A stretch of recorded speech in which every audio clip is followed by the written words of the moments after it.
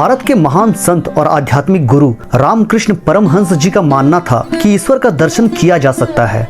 ईश्वर का दर्शन करने के लिए वह आध्यात्मिक चेतना की तरक्की पर जोर देते थे। जब वे विरह में रोते हुए माँ जगत जननी से कहते कि हे माँ, एक और दिन बीत गया और तुम्हारा दर्शन नहीं हुआ, तो उस समय पत्थर का हृदय भी पिघल जाता, तो माता कैसे नहीं आती। कहते हैं कि माँ काली उनसे बातें करती, उनका पूजन ग्रहण करती और उनके हाथों से भोग खाया करती थी। रानी रासमणी को अंत समय में उन्होंने माता का दर्शन करवाया था। उनके आचरण और उपदेशों ने एक बड़ी आबादी के मन को छुआ, जिनमें उनके परम शिष्य भारत के एक और महान आध्यात्मिक गुरु, प्रणेता और विचारक स्वामी विवेकानंद भी शामिल थे। विवेकानंद जी ने कहा था कि मुझ में जितने भी गुण हैं वे मेरे गुरुदेव के हैं और जो भी अवगुण हैं वे मेरे अपने हैं। स्वामी विवेकानंद ने अपने गुरु रामकृष्ण परमहंस के नाम पर 1 मई 1897 को कोलकाता में एक धार्मिक संस्था रामकृष्ण मिशन की स्थापना की थी, जिसका उद्देश्य मनुष्य में ईश्वर की सेवा के भावना से मानवता की सेवा करना है। 18 फरवरी 1836 को बंगाल के कमारपुकुर गांव में एक बंगाली ब्राह्मण परिवार में रामकृष्ण परमहंस का जन्म गदाधर चट्टोपाध्याय के रूप में हुआ था। गदाधर नाम के पीछे भी एक अलौकिक कहानी बताई जाती है। बताया जाता है कि पिता खुदीराम चट्टोपाध्याय और मां चंद्रमणि देवी को अपनी चौथी संतान के जन्म से पहले ईश्वरीय अनुभव हुआ था। पिता को सपना आया था कि भगवान गदाधर उनके पुत्र के रूप में जन्म लेंगे। इसके बाद एक दिन मां चंद्रमणि देवी को एक शिव मंदिर में पूजा करने के दौरान अनुभव हुआ कि शिवलिंग से निकलकर एक दिव्य प्रकाश उनके गर्भ में प्रवेश हुआ। वे बेहोश होकर गिर पड़ी। होश आने पर उन्हें प्रतीत हुआ कि उनके उदर में गर्भ संचार हुआ है। भगवान गदाधर के सपने में आने के कारण बालक का नाम गदाधर पड़ गया। उनके डायरी में इस बात का उल्लेख भी मिला था कि उनके पिता उन्हें बचपन में रामकृष्ण बाबू भी पुकारते थे। गदाधर अपनी माता पिता के सबसे छोटे संतान थे।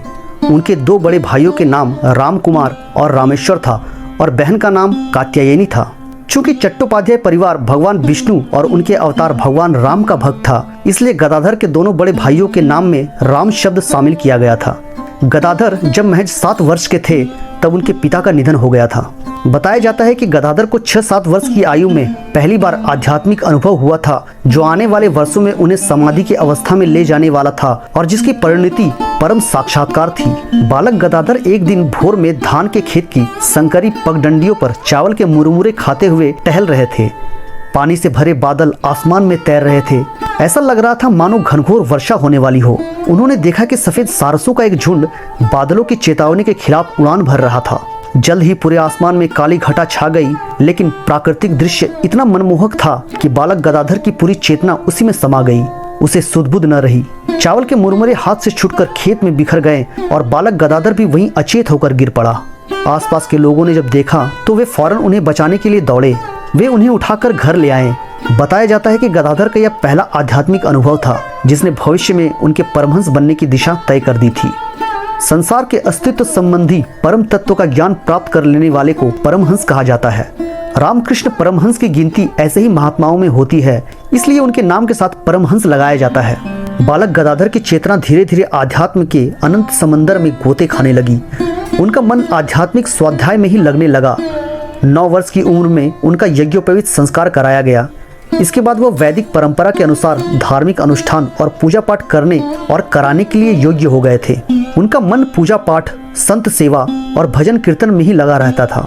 रामायण, गीता, उपनिषद आदि ग्रंथ उन्हें कंठस्थ हो चुका था। एक बार शिवरात्रि में अभिनय करते समय शिव जी का भेष धारण करते हुए वे शिव जी के भाव में इतना तन्मय हो गए कि रंगमंच पर खड़े होते ही बाह्य ज्ञान शून्य हो गया। इस समय गदाधर 10 वर्ष के थे। 12 वर्ष की आयु में ही उन्हें यह समझते देर नहीं लगी कि लोग विद्या अध्ययन केवल पैसा कमाने के लिए ही करते हैं। उनके मन में विचार आया कि ऐसे विद्या के लिए कठोर परिश्रम करने से क्या लाभ, जब ये परम सत्य से साक्षात्कार ही नहीं करवा सकती। इससे उनका मन पढ़ाई से बिल्कुल ही उचट गया। 17 वर्ष की आयु में इनके बड़े भाई राम कुमार इन्हें अपने पास कलकत्ता बुला लिया। उनका उद्देश्य था कि उनके पास रहने से गदाधर का विद्याभ्यास ठीक चलेगा और इससे उन्हें स्वयं भी कुछ सहायता प्राप्त होगी। अतः गदाधर के आने के बाद उन्होंने यजमानों के घर की देव पूजा का काम उन्हें सौंप दिया। अपने सौम्य रूप, सरल स्वभाव और अगाध देवभक्ति आदि गुणों के कारण वे यजमानों के घर के सभी के प्रिय हो गए। उन्होंने कुछ मित्र मंडली भी जमा कर ली और आनंद से दिन बिताने लगे, पर पढ़ाई लिखाई की ओर बिल्कुल ध्यान न था। एक दिन बड़े भाई रामकुमार ने जब उन्हें चेतावनी देते हुए विद्याभ्यास करने का उपदेश दिया तो निर्भीक गदाधर ने नम्रता पूर्वक और स्पष्ट स्वर से कह दिया, दाल रोटी दिलाने वाली विद्या मुझे नहीं चाहिए। मुझे तो वही विद्या चाहिए जिससे हृदय में ज्ञान का उदय होकर मनुष्य कृतार्थ हो जाता है। रानी रासमणी ने हुगली नदी के किनारे दक्षिणेश्वर काली मंदिर बनवाया था। राम कुमार जी को इसमें पुजारी नियुक्त किया गया। 1856 में गदाधर को इस मंदिर का मुख्य पुरोहित नियुक्त कर दिया गया। उनका मन पूरी तरह से काली माता की साधना में रमने लगा। इसी दौरान पिता तुल्य उनके बड़े भाई राम कुमार की अकस्मात मृत्यु हो गई, जिससे अनित्य संसार के क्षणभंगुर विषयों के प्रति उनका वैराग्य उत्पन्न हो गया। साथ ही उनके मन में सच्चित आनंद स्वरूप नित्य वस्तु के प्रति अनुराग अधिकाधिक तीव्र होने लगा। मंदिर में आनंदमयी जगत जननी की पूजा अर्चना में तन्मय हो वे समस्त संसार भूल जाते। जगन माता को अपने हृदय की व्याकुलता निवेदित करते हुए वे घंटों बिता देते।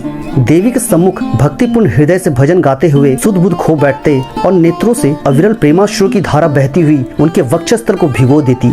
उनके मन में प्रश्न उठता, क्या यह प्रतिमा वास्तव में चिन्मयी जगत जननी है अथवा यह केवल पाषाण की मूर्ति है? क्या सचमुच इसमें चिन्मय रूप का दर्शन हो सकता है? दोपहर को मंदिर बंद होने पर तथा रात्रि के समय में मंदिर से कुछ ही दूर पंचवटी नामक पेड़ों तथा झाड़ियों से घिरे हुए एकांत स्थल में जाकर गंभीर ध्यान में डूब जाते। आहार विहार निद्रा सभी के प्रति तब उनकी तीव्र उदासीनता थी। शरीर क्षीण होता जा रहा था, वक्षस्थल सदा आरक्त रहता और आंखें सजल रहती। हृदय में अव्यक्त अशांति रहती। अंदर से छटपटाते हुए वे माँ माँ कहकर अंतर्नाद करते। तीव्र व्याकुलता के कारण कभी कभी जमीन पर पछाड़ खाकर लौटने लगते। लोग समझते कि इसे उदरसूल का रोग हो गया है। संध्या के समय में जब देवी मंदिर में आरती की घंटी बज उठते तब वे व्याकुल हो रोने लगते। माँ, एक और दिन बीत गया, अब तक तेरे दर्शन नहीं मिले।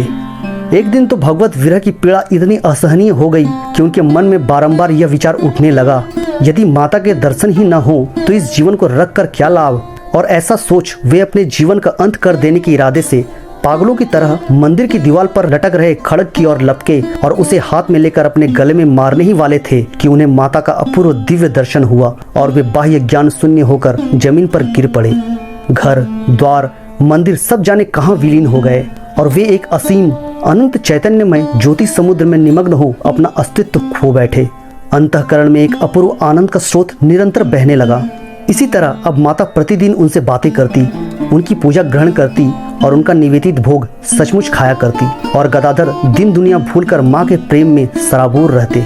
अब उनके लिए भवतारिणी की प्रतिमा पाषाणमयी नहीं रह गई थी, वह तो जीती जागती जगत जननी थी। फिर तो उन्होंने जिन देवताओं को भी देखने की इच्छा प्रकट की उन्होंने उन्हें दर्शन दिया।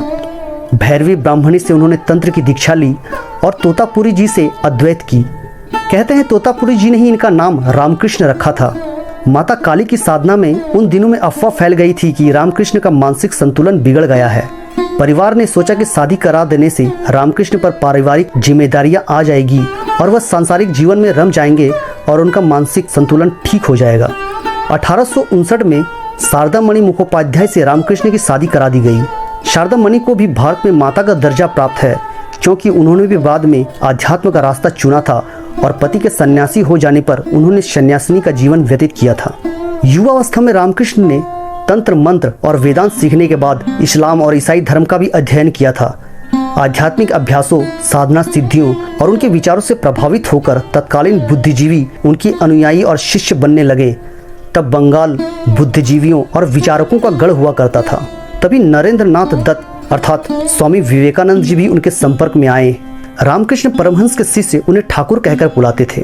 स्वामी विवेकानंद ने हिमालय में जाकर तपस्या करने की बात की तो गुरु रामकृष्ण ने उनसे कहा कि हमारे आसपास के लोग अज्ञान के अंधेरे में भूख, बेकारी, गरीबी और दुखों से तड़प रहे हैं। उन्हें रोता बिलखता छोड़ हिमालय के एकांत में आनंदित रहोगे तो क्या यह आत्मा को स्वीकार होगा?